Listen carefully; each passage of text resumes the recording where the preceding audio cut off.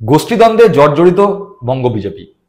সেই বঙ্গ বিজেপিতে মেয়াদ উত্তীর্ণ হয়ে গেলেও বর্তমানে সভাপতিত্বর দায়িত্ব সামলাচ্ছেন সুকান্ত মজুমদার। বঙ্গ বিজেপিতে দীর্ঘদিন ধরে পার্মানেন্ট কোনো সভাপতি নির্বাচিত হয়নি। ইতিমধ্যেই কানাঘুষো শোনা যাচ্ছে বঙ্গ বিজেপি নতুন রাজ্য সভাপতি পেতে চলেছে। আর এই নতুন রাজ্য সভাপতির আবহেই বিজেপির অন্দরমহলে কান পাতলে শোনা যাচ্ছে বঙ্গ বিজেপি পূর্ণ সময়ের জন্য সভাপতি হয়তো নাও পেতে পারে। 2026-এর আগে বঙ্গ বিজেপিতে এমন কাউকে দায়িত্ব দেয়া হতে পারে যাকে অস্থায়ী সভাপতি হিসাবে কাজ করতে বলা হতে পারে। ইতিমধ্যেই আপনারা দেখেছেন শুভেন্দু অধিকারী এবং সুকান্ত মজুমদারের দ্বন্দ্ব। বলা চলে শুভেন্দু আর সুকান্ত এই দুই শিবিরে মোটামুটি বিজেপি এখন দ্বিধা বিভক্ত। আর এই দ্বিধা বিভক্ত অবস্থা কাটিয়ে 2026-এর আগে সংগঠন শক্তিশালী করবার জন্য বঙ্গ বিজেপির এই মুহূর্তে প্রয়োজন পূর্ণ সময়ের সভাপতি। কিন্তু সেই পূর্ণ সময়ের সভাপতির বদলে বঙ্গ বিজেপির অন্দরমহলেই প্রশ্ন উঠেছে বা দাবি উঠেছে, অন্তত পক্ষে যদি পূর্ণ সময়ের সভাপতি না হয় তাহলে যেন অস্থায়ী সভাপতি করা হয়। কে সেই দাবি তুললেন বা কে হবেন সেই অস্থায়ী সভাপতি, সেই নিয়েই আজকের বিষয়। আমি সায়ন্তন, আপনারা দেখছেন বঙ্গচক্ষু ইউটিউব চ্যানেল। যারা প্রথমবারের জন্য আমার এই চ্যানেলে আসবেন তাদের কাছে অনুরোধ, আপনারা চ্যানেলটি সাবস্ক্রাইব করে পাশে থাকা বেল বাটনটি প্রেস করে দেবেন, যাতে যখনই নতুন কোনো ভিডিও আমার চ্যানেলে আসবে সরাসরি নোটিফিকেশন পৌঁছে যাবে আপনাদের কাছে। চলুন তাহলে সরাসরি প্রবেশ করা যাক আজকের পর্বে।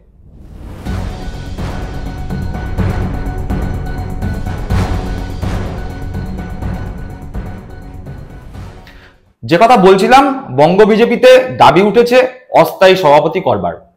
তার মানে বঙ্গ বিজেপির অবস্থা কতটা করুণ, সাংগঠনিকভাবে বঙ্গ বিজেপি কতটা করুণ অবস্থার মধ্যে দিয়ে যাচ্ছে, যে কারণে দাবি উঠছে যে অস্থায়ী সভাপতি করার।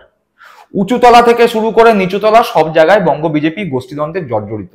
সেখানে কোনো একজনকে যদি পূর্ণ সময়ের জন্য সভাপতির দায়িত্ব দেয়া হয়, সেক্ষেত্রে তিনি যে সাফল্যের সঙ্গে সেই দায়িত্ব পালন করতে পারবেন তা নিয়েও প্রশ্ন রয়েছে বঙ্গ বিজেপির অন্দরেই।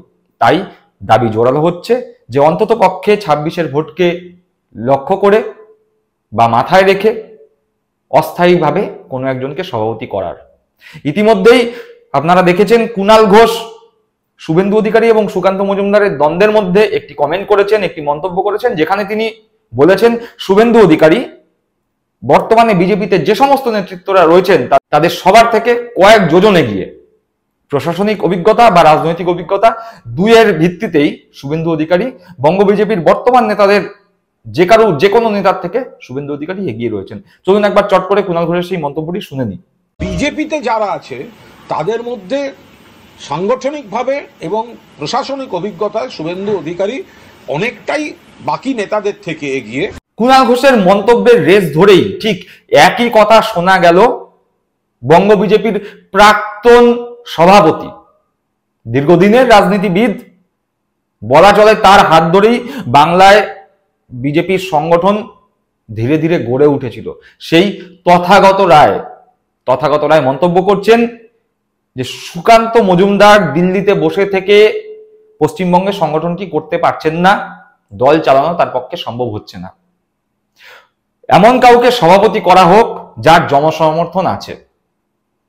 বিজেপি দল যখন সভাপতি বা এই ধরনের নিজেদের মধ্যে আকচিতে ব্যস্ত, সভাপতি কে হবেন সেই নিয়ে যখন নিজেদের মধ্যে একটি অন্তর্দ্বন্দ্ব রয়েছে বা লড়াই রয়েছে, সেই জায়গায় দাঁড়িয়ে পূর্ণ সময় সভাপতি করার দরকার নেই। শুভেন্দু অধিকারীকে অন্তত পক্ষে টেম্পোরারি বা অস্থায়ী সভাপতি করুক বিজেপি।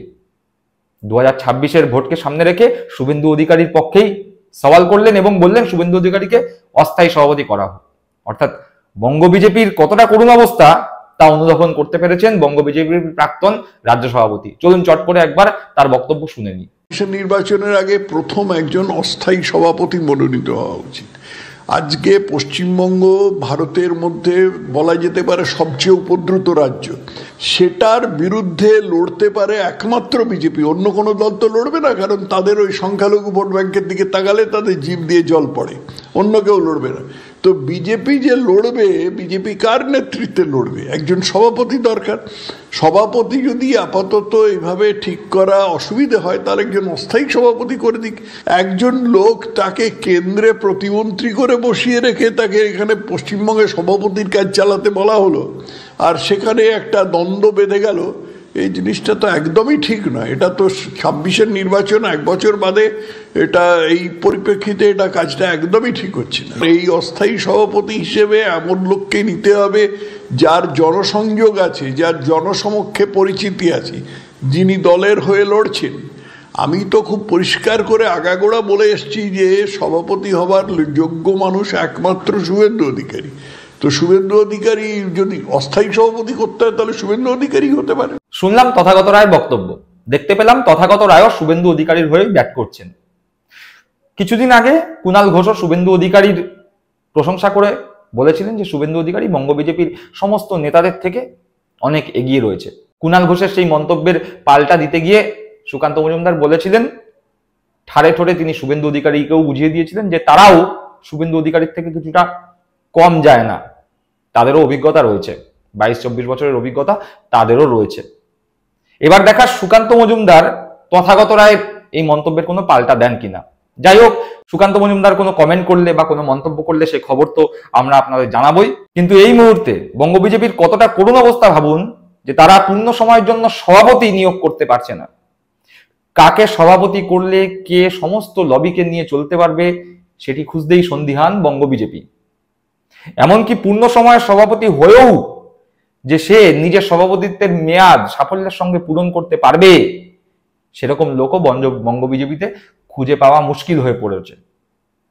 তাই তথাগত রায় শুভেন্দু অধিকারীর পক্ষেই তিনি বরাবর সওয়াল করে যাচ্ছিলেন। কিন্তু এই রকম পরিস্থিতি, যেই পরিস্থিতিতে শুভেন্দু বনাম সুকান্ত একটি বিশাল আকার ধারণ করেছে বঙ্গ বিজেপির অন্দরে, সেরকম পরিস্থিতিতে দাঁড়িয়ে তথাগত রায়, যিনি কিছুদিন আগে পূর্ণ সময়ের সভাপতির দাবি করেছিলেন, সেই তথাগত রায়ও বলছেন যে পূর্ণ সময়ের দরকার নেই, অন্তত পক্ষে টেম্পোরারি ভাবে বা অস্থায়ী ভাবে শুভেন্দু অধিকারীকে দায়িত্ব দেওয়া হোক। দর্শক বন্ধুরা, আপনারা কি মনে করছেন? শুভেন্দু অধিকারী যদি অস্থায়ী সভাপতির দায়িত্ব পান, তিনি কি মেনে নেবেন?